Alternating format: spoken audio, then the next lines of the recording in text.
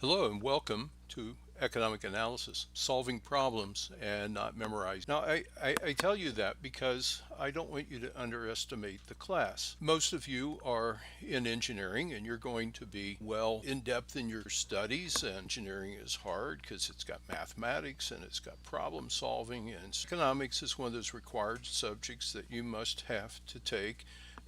Or you've chosen it as an elective, but either way, you might underestimate this course and think, well, it's an easy A, or it's not going to take much time. Both are not true. But there are ways to get through this class very efficiently and literally in less time than you would spend walking to a class and sitting in it for 50 minutes twice a week. I think most students a week, but you have to give it that time every week. Because it is analysis, we are focusing on problem solving. We're focusing on mathematics, but at this level, we're not going to show you a lot of the mathematics, but we are going to show you the logic. Logic and mathematics are hand in hand. One feeds the other, if you will. So we're going to be doing that during this class. Now, the title of the course is Introduction to Economics, and I like to call it economic analysis because that's really what we're doing. And indeed, one of the things that I discovered on my way to a PhD in economics is that it's not like you learn a little bit of economics at the lowest level, and then when you go higher, they say, oh, well, here's some more secrets. And you go a little bit higher, and then suddenly you're in the PhD program, and it's like, well, here's the way it really is. It's the same course at the PhD level that you're taking right now, only much more in depth. You're getting the entire spectrum of economics as you go through this. Yes, you're not going to get the nuance, you're not going to get the mathematics, we're not going to dive into the scholarly literature and so forth and so on, but don't misunderstand what you're being introduced to. My name is Dr. Myers, and happy to have you here. Here's what I want to talk about first. Joan Robinson, very famous British economist, she says that the purpose to study economics is to avoid being deceived. This is absolutely true. Who's going to deceive you? Well, your teachers are going to deceive you. The media is going to deceive you. Politicians are going to deceive you. Businesses are going to deceive you, because everyone is going to be kind of pushing and slanting things to their advantage. The only way that you cannot be deceived about economics is for you to understand it. And that's where the learning comes. If you approach this course correctly, I'm teaching you a course of how to think for the rest of your life. And I firmly believe that. Why can I say that? Well, because what happens in that book is that he informs you about this deceit. And it's not always for bad reasons, but it is almost always you get part of the analysis and you don't get it all. And that's going to be very focused. So I want you not to be deceived by anyone. You need to figure out how to set these problems up, how to go through them, how to analyze them, and be honest and humble about what you can actually say. One of the things that you're going to experience throughout this term is you're going to see a lot of mathematics, you're going to see a lot of graphics, you're going to try to learn a lot of relationships to try to figure out how things work, and all of that is well and good. But this book has no graphs, no mathematics. It's full of logic, but it's written in such a great way because Thomas Sowell is a fantastic writer. He's easy to read. In fact, this is a great book for kind of like a podcast. And the historical examples are complete and amazing. One of the things that we're going to focus on at the very beginning of this course is economic fallacies. I've kind of hinted at it already, that you're going to hear things that people are going to say, this is the way it is, or this will work, or that'll work. But these fallacies depend upon thinking wrongly.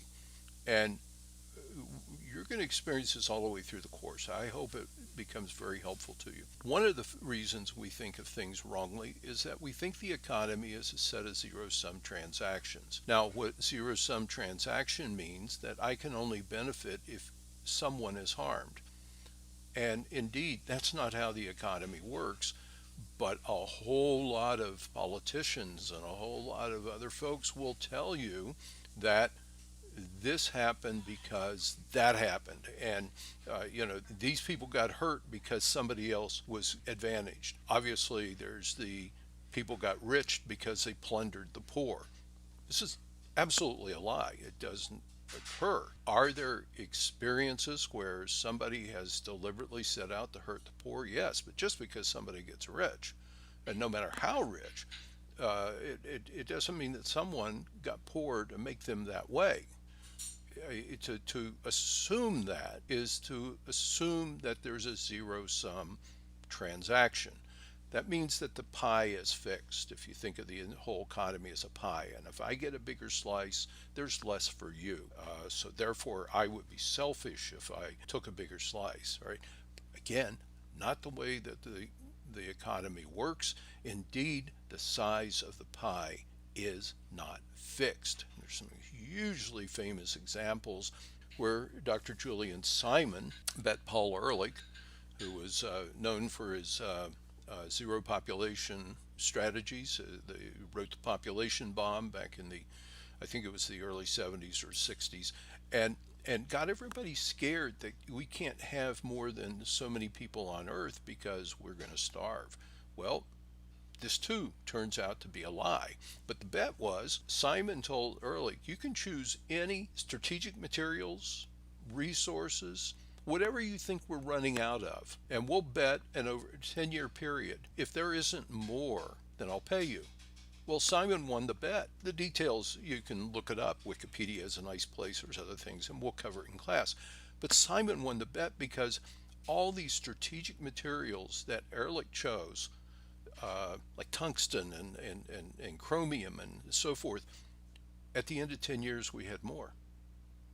How is that possible? Well, we get stuck assuming that the pie is fixed. We can go explore and find more, and over a 10-year period that happened. We can also, as scarcity, you'll find out in our very first chapter, is absolutely critical to economics. As scarcity is rising in price, you're going to try to figure out how to get around it, and that's where human innovation comes in, that we often assume just never can happen because we're stuck. We only have the science we have today. But human innovation says it's getting too expensive to produce this item because of the cost of materials, because yes, they're scarce and the price is being driven up, which is a very normal way this occurs. How do we get around that? What can we possibly do? And someone invents, a new material, polymers and so forth or whatever, and a new material is now used. It's maybe even better. Advancement occurs. Everything is great. And what happens is the demand for that resource goes down. So the scarce resource is not being used as much. So if you had that scarce resource, you were trying to sell it, what would happen? The price would start moderating. Simon won the bet, and it is a life lesson. The second reason that we have economic fallacies is because people tend to ignore the role of competition in the marketplace. Again, we get very stuck in what is the case right now. And right now, you're trying to buy something, it's very expensive, and there's only one seller of that item, and it's brand new. What happens? Usually it has a very high price. So we might come in and say as government, well, that's too high. People shouldn't pay that much. Or whatever it might be. And let's roll back the prices using government. Let's force people who produce this item to take less. And by doing that, we'll solve a problem and people will be able to have this thing a little bit cheaper. Where if they would have left it alone, what would happen is those high profit margins would encourage others to come into the marketplace and undercut and sell maybe a better product, but certainly an alternate product that you would find just as acceptable and sell it cheaper. And this happens, that the competition in the marketplace brings prices down and makes items more abundant. So we start with an item that's kind of scarce, very rare, not very many out there, one producer producing them, and the competition in the marketplace leads us to lower prices, and superabundance. None of you are old enough to remember when, a small TV, maybe 40 inches or so, was $1,500 or more. Because when flat screen TVs came out, they were extraordinarily expensive. But, I'm just amazed. I wander through Sam's Club when I look at the 85-inch TVs, and they're that price, or the 43-inch TV, not even $200. Price falls because of competition. Now, when does competition not work? When government comes in and freezes, either through regulation and says, okay, we got to provide for safety, so nobody can do it any different than this. And then that harms innovation. It puts a barrier, makes it more expensive to innovate. Or the government says this is the only producer of this item, and therefore they're the only producer, you have to buy it from them, and that creates monopoly profits and what we call monopoly rents and high prices. Third reason, we don't think about anything beyond the initial consequences, and this will be a big deal in the first assignment that starts tomorrow. And that is this: why are we doing something, say a governmental policy? We're doing it because we're trying to help. One of the big deals right now is President Biden has been trying to lower or eliminate student debt. And it's a very popular thing to do, especially if you're a student in debt or you have student debt from your past education, and it's overwhelming and you can't dissolve it through bankruptcy and so forth and so on. So President Biden's administration said we're gonna get rid of that because we're just take care of everyone. And you might say, well, that's wonderful, and if you're a beneficiary, it is wonderful, no doubt. But first, the Supreme Court said that they can't do it. The administration said we're going to do it anyway, and they tried to figure out a way around that. And now they're still talking about resolving student debt. They've resolved a lot, meaning forgiven. Think about the debt holders. You borrowed that money from someone, and government just comes in and says you don't have to pay it back, putting banks and so forth at risk. You're putting them out of business. So government doesn't do it that way. What they do is they pay it off. So your tax dollars, my tax dollars, are going in to pay for your student loan forgiveness. Even if we can argue that, one of the things that comes out of this that we don't think about beyond the initial consequences is what happens in the long run. Current problem right now, what are the long-term effects? Really critical to think about. And one of the things that you'll learn is too much government spending leads to deficit financing. Deficit financing means we have to borrow money to run our government. Borrowing money means we have to go out and get loans from other countries, or we have to print money. In both cases, money supply increases, and increased money supply leads directly to inflation. We're in a very precarious inflationary period right now. And again, we're going to talk a lot about that. When you're thinking about, let's do COVID relief, let's continue to funnel money to people, you think, well, this is really, really good for those people. But in the long run, what do we get? We get inflation. What is inflation? Inflation happens to be a tax. You say, well, that's not what I remember. I think it means higher prices. Well, of course it does. But where before you could go to the grocery store on your paycheck twice, now you can only go once or half as much, or you have to buy a whole lot less. Inflation is indeed a tax on your income. In this text, for those who are willing to stop and think, Basic Economics provides some tools for evaluating policies and proposals in terms of their logical implication and empirical consequences. Your opinion doesn't matter. Your political persuasion does not matter. It's about facts and evidence. And we're going to use logic and economic theory to set up these problems and to solve them. So let's talk for just a second about who I am. Again, my name is Dr. Myers. I started at the University of Akron and retired after 41 years. I've been teaching for the last 3 years as an emeritus professor, picking up this class. and I'm very involved in scouting. My favorite guitarist is Joe Bonamassa. Can I tell you? Got 8 grandkids because since that picture are 2 on the way, and I am powered by coffee. I also spend quite a bit of time using the program SAS. I was lucky enough to be named the National SAS Educator for a few years ago, and quite a nice award. That ties in with my tagline on my blog: economists put the science in data science. Okay, to the practical part of the course. You have 2 books to download, and they're free.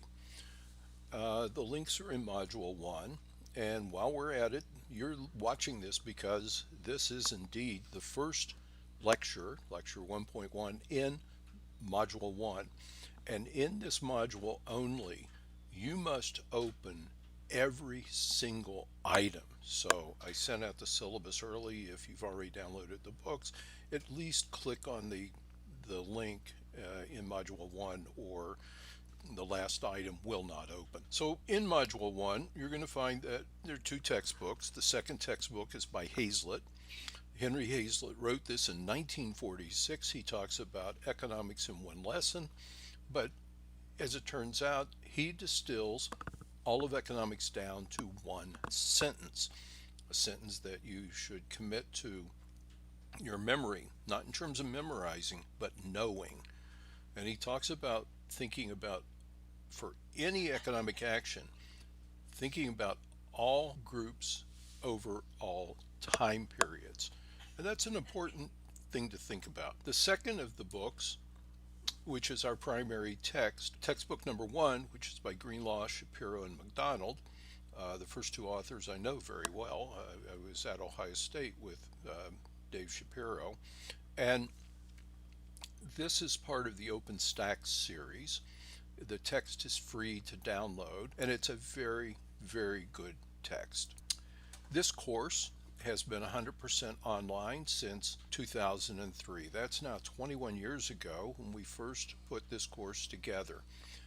It was designed from the ground up to be online. In fact, it is the first course, 100% online course at the University of Akron. There are no meetings required. You do not come to class.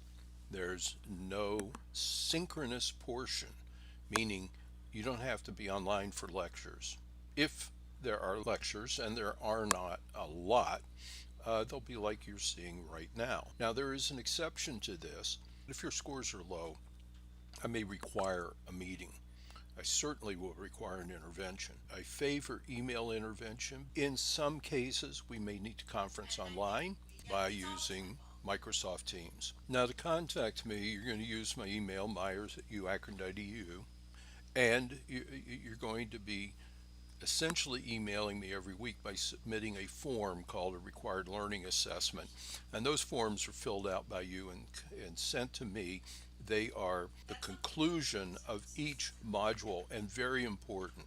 So when you email me, use the tagline E244 www spring 2024. You always use your UA email for me. If we do have to meet, we'll use MS Teams. Do not call my office phone. I don't put it on my syllabus. This course is going to have weekly formal contact points.